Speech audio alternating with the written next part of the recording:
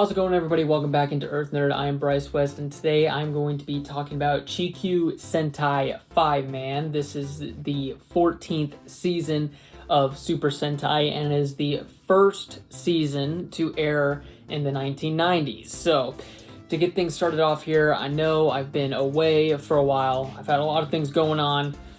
I'm in a completely different setting. Just a lot of life stuff I've had to deal with. But we're going to be back here with the season reviews. I think at this point, I'm probably going to slow down on the week-to-week episode reviews. I think for the most part, I'm just going to do these full season reviews as well as the interviews and then any other random videos that I want to do. But with that being said, let's get things started into Fiveman. And, you know, I got to say, not a fan. This is definitely not one of my favorite seasons. In fact, it might be my least favorite season I have watched so far. This was the 15th season of Super Sentai I've watched. I'm still pretty new to this, even though, 15 seasons, that's a lot of episodes, especially since almost every season is 50 episodes. So, at this point, I can't really say I'm a veteran yet, even though I've watched 15 seasons, but 15 seasons is still a lot. But Fiveman, definitely, it's a slog. It's one of those nothing really happens in this one seasons.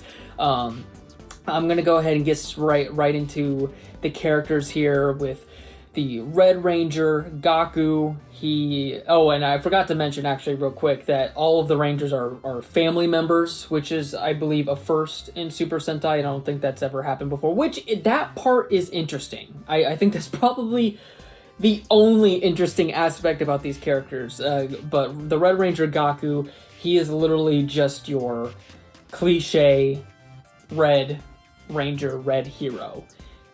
There's really nothing else to him.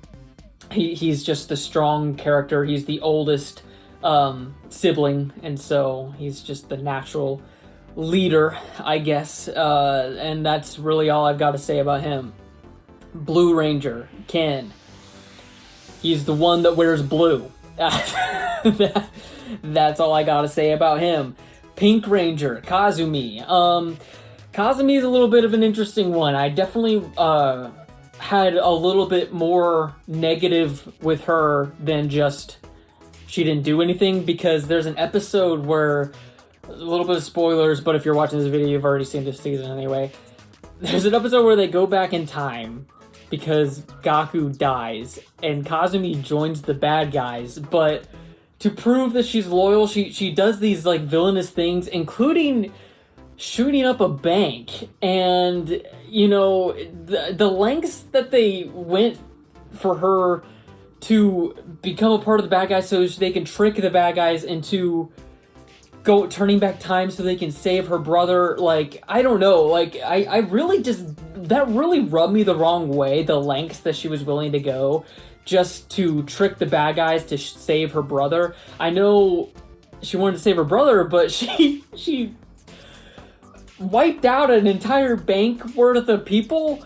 So, I thought that was incredibly bizarre. And, other than that, I was fairly fine with her character. I think she was a little less boring than the others.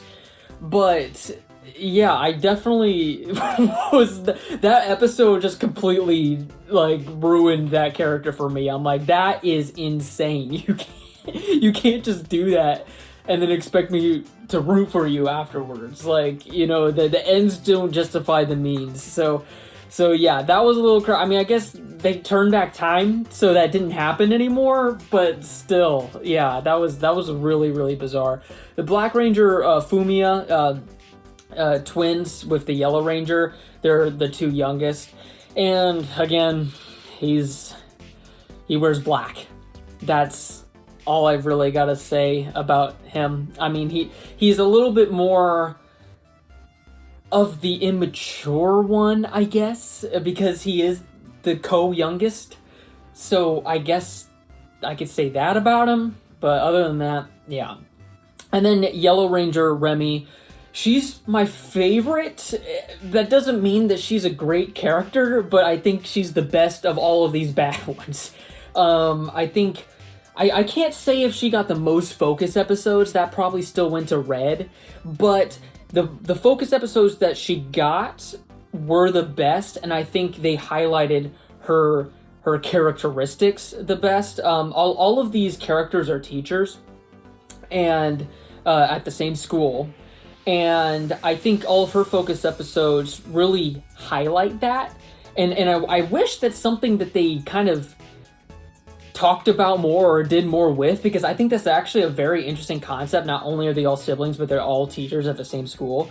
But yeah, Yellow got the most of that, and we got to see her be a teacher, I think, the most out of all of them, especially to the kids from the school. And so I really liked Remy's character. She definitely got the... Well, okay, I liked Remy's character more than the rest. She got the best focus episodes. That being said, you know, I mean, this is one of those seasons where if you're not the focus, you're on the sideline. You know, you don't really get a lot to do. And so, yeah, she does have the best focus episodes, but, you know, if it's not her focus, then she's not seen. So, yeah. Then they also have a robot companion this season, Earther G6. Fun fact, the voice actress for this robot is also the Japanese voice actress, and so that means the original voice actress of Ash Ketchum, and she is also voicing Bundorio Bunderis in the current season of Super Sentai, Boom Boonger. So, I thought that was kind of fun. I like the robot. You know, it was a fun mentor, I guess, character. And then later on in the series, this is kind of weird. These puppets, these dolls show up as sort of like a commentary crew whenever the Fivemen are in battle. I thought that was incredibly bizarre. They show up halfway they're not there for the whole show. They show up halfway through, but then they stay. And so I don't know why on earth they did that, but they're there. So I thought that was weird, so I thought I'd bring it up. I'll talk about the suits real quick. The suits and the theme song are probably my favorite part of this, because the characters in the story don't really give me a lot to work with. I think the suits look cool. I like how they have the sort of the symbol of the subject that they teach in school on their helmets. I thought the girls having earrings was pretty cool on their helmets.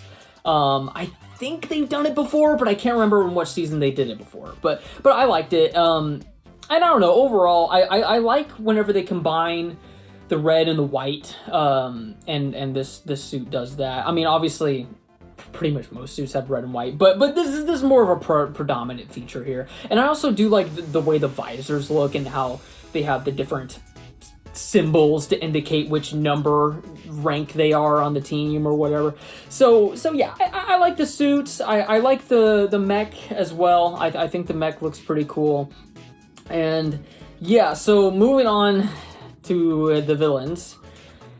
And listen, we've got Empress Mato. I have already forgotten how to say the names of these characters. This is how rememberable it is. But she's kind of the leader of the boss, and this is like the 1,000th planet that they're about to conquer. But then it turns out the Empress doesn't exist, and the ship itself is the main villain, Volgire, if that's how you pronounce it too. Like I said, I've already forgot. But the ship that they are on itself is the main villain, and that's like the big twist. And then literally every other villain, I could not tell you their name. I couldn't tell you a single thing that they've done. I know one of the villains that shows up later on the show is played by, I believe it was Green Flash. That's fun, I guess. But other than that, I could not tell you a single thing about these villains. This has got to be the worst batch of villains I have seen in the Sentai series so far. They literally do basically absolutely nothing in terms of the plot, or at least nothing memorable, because I've got nothing to say about any of them. So yeah, definitely not a fan of the villains, and definitely not a fan of the season overall. I've seen a hodgepodge of Sentai seasons. I tried not to stick to one era. I try to like jump around a bit. I mean, I've seen seasons like Jacka, and Jacka is a pretty major slog too. And then not only that, Jacka has a whole nother slew of problems. But at least Jacka is only 35 episodes, and they have Big One. Whereas with this is this is the normal season length of a Sentai season is around 50 episodes, and is still just an absolute snooze fest. Virtually none of the characters are enjoyable. The villains are completely forgettable. The only highlight are the suits, the mechs, and the theme song, which really have nothing to do with the story itself. So, with that being said, I definitely do not recommend you watch Fiveman, unless you're trying to watch through them all like me. This is definitely a skip for sure if you're not a completionist. Obviously, if you're trying to watch every season, then you got to watch this one at some point. But I pick a good couple weeks. You're gonna be in a good mood, because this is not gonna put you. This is not a season that's fun to watch by any means. One thing I forgot to mention, since this show is so forgettable, is that there is a one thing that goes on with the Rangers, and it's that this subplot with their parents, because they were from another planet, or they're doing research on another planet, and then the bad guys show up and they're believed to be dead, but it turns out they're just stranded on this planet. And by the end of the series, they do figure out that their parents are alive, but we never get to see them actually reunite. So it's the one actual thing that happens with these characters, and we don't even get to see it actually play out, which I thought was just absolutely insane. So that was definitely a really major part of the show, and so I definitely wanted to add this in here at the end. With that being said, let me know you all's thoughts on Chikyu Sentai Fiveman in the comments below. And yeah, thank you all so much for watching. We're going to have more videos coming onto the channel here in the future. I've got reviews for Time Ranger coming up. I'm hoping to watch the King Ogre in Space special here soon. I know that's just got subbed. I just haven't been able to access it yet.